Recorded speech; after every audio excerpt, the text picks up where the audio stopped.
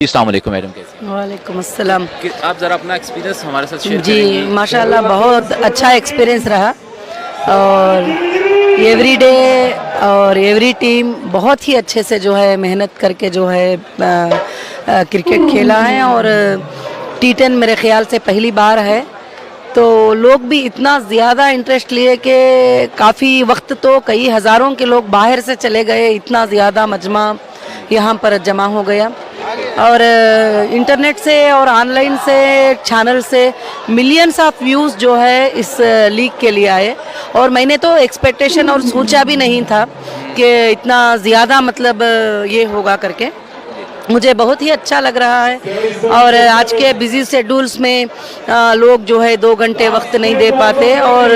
सबको ये देखना था कि 19 मिनट्स में क्या टीम्स 100 रन बना पाएंगे, ये सबसे बड़ा सवाल था लोगों के सामने। तो वो माशाअल्लाह हमारी हर टीम जो यहाँ पर खेली है सब ने जो है अल्लाह के फजल से 100 को क्रॉस ही किया, 138 तक भी चले गए, 40 तक भी चले गए। तो बहुत ही अच्छा एक्सपीरियंस रहा और सक्सेस रहा, इसीलिए मैं इस खुशी के मौके में कुछ गोल्ड का जो है अनाउंस किया है मैंने अल्हम्दुलिल्लाह, जो टीम ओनर्स के लिए और कैप्टन्स के लिए। जैसे टीम ओनर है तो उनको 100 ग्राम गोल्ड बार हीरा गोल्ड ट्रेडिंग DMCC के तरफ UAE की कंपनी के तरफ से, और जो कैप्टन ही उनके लिए 50 ग्राम गोल्ड बार, जो प्लेयर हैं उनके लिए 10 ग्राम गोल्ड बार जो है अल्हम्दुलिल्लाह। ये मैंने खुशी के मौके पे अल्हम्दुलिल्लाह, इसमें हार जीत का लेना देना नहीं है, वो तो